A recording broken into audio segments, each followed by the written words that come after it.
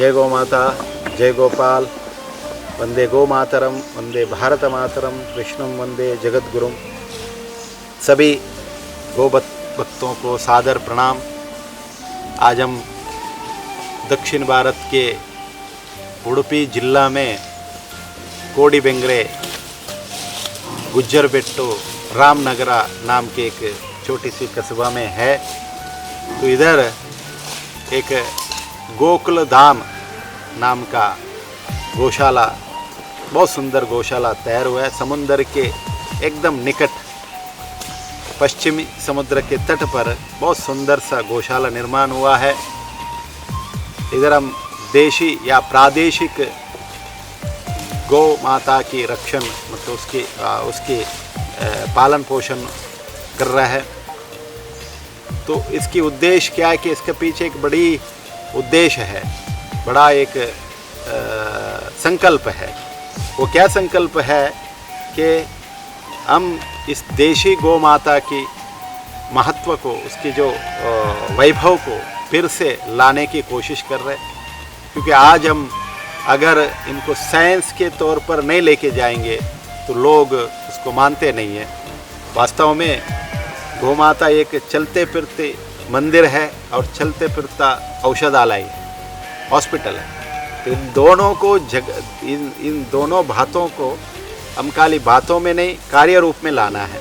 मतलब ये औषधालय और गौ माता देवालय, ये दोनों को बताना है लोगों को। इसलिए लोगों के साइंस के मुकैना, साइंस के रूप से हम इसको बता रहे हैं। तो इसमें बहुत ही लोग, मतलब अलग अलग प्रकार के डॉक्टर्स, साइंटिस्ट सब जुड़े हुए इस संस्था के साथ।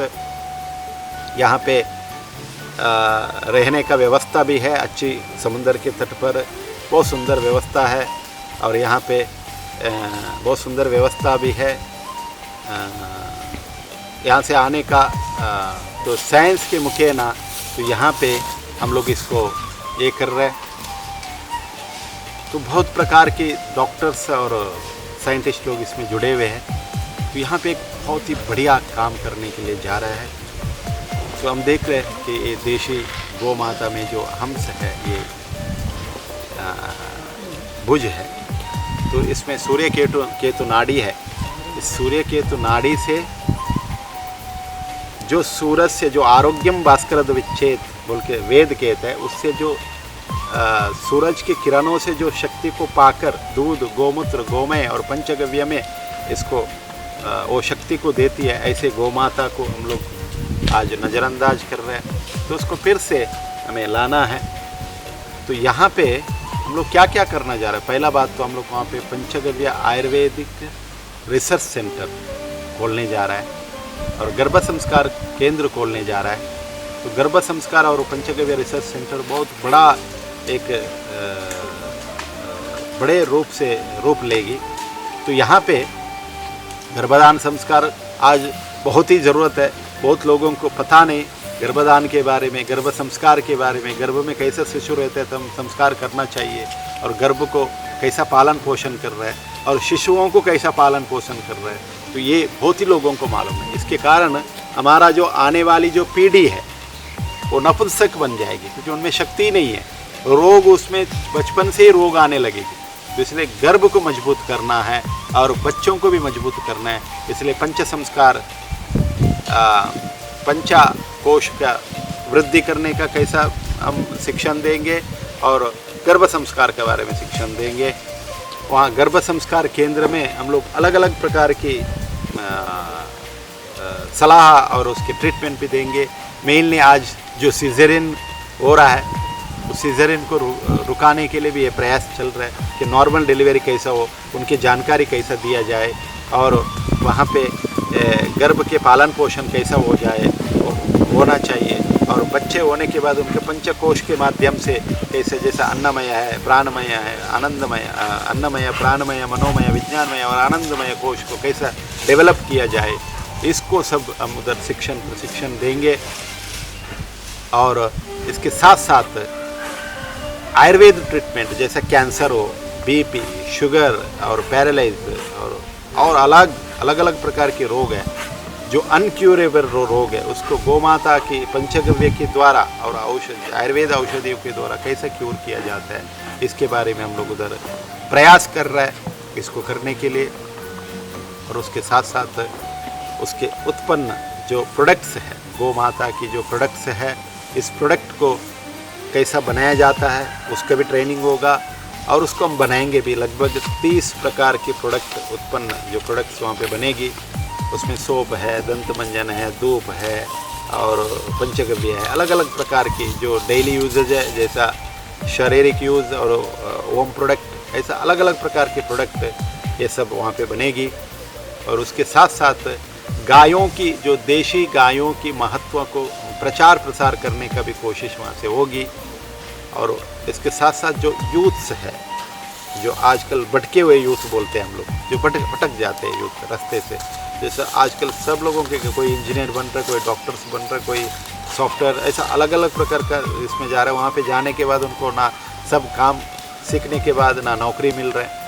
तो वैसे लोगों को, भटके हुए जीवों को, भटके हुए जो स्टूडेंट्स हैं, तो वैसे लोगों को भी मार्गदर्शन करने का, जैसा हमारा वैदिक भारत में जैसे थे जो खेती, कृषि और गोरक्षा के ऊपर, आज हम अगर कृषि और गाय नहीं बचेगी, खेती और गाय नहीं बचेगी तो बहुत बड़ा समस्या में हम गिर जाएंगे। क्योंकि आज हमारा ज़मीन में सॉइल कार्बन जो है, जो सॉइल ऑर्गेनिक मैटर है, वो पूरा नष्ट हो चुके हैं, माइनस पर आ चुके हैं। उसको बचाने का एक ही तरीका है, वो है गोमाता। गोमाता के बिना हम लोग इसको नहीं बचा पाएंगे। ना हमारा वन संपत्ति को बचा पाएंगे, ना हमारा भू संपत्ति मतलब ज़मीन को बचा नहीं पाएंगे, ना हमारा जल संपत्ति उसको ना बचा पाएंगे। क्योंकि आज हमारी जो चारों संपत्ति है वो नष्ट हो चुकी है। क्या क्या है? वन, जल, भू, गो, ये चारों संपत्ति नष्ट हो चुकी है। इसके कारण हम लोग सब इस संकट में पड़े हुए। देखिए, हर साल हमें लॉकडाउन करना पड़ रहा है।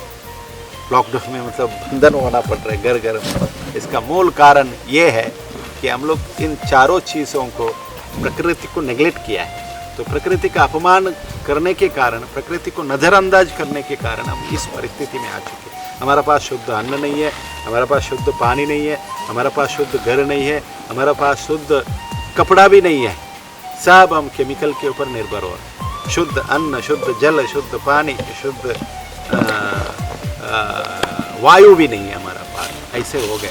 इसके मूल कारण हमारा गोमाता को बचाना चाहिए। गोमाता को बचाने के लिए ऐसे कार्य सब जगह होना चाहिए। हम लोग उसको ट्रेनिंग भी देंगे। हमारा राष्ट्रीय गौ सेवा संस्थान है और नंद गोकुल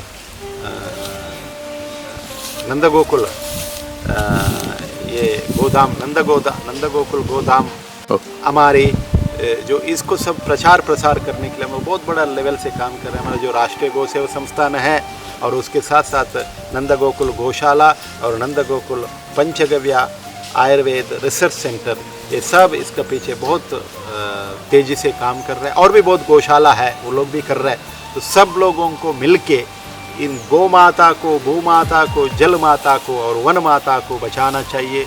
अगर ये नहीं बचेगी तो हम नहीं बचेंगे, हम नहीं बचेंगे तो क्या बचेगा?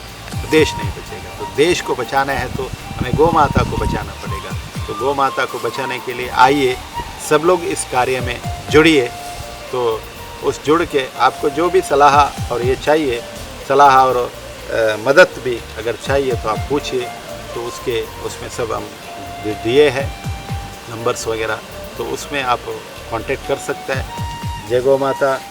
आज हम लोग ये गायों को बचाने के लिए जो हमारी जितेंद्र राव जी है उड़पी के, बहुत प्रकार से जुड़े हुए हैं।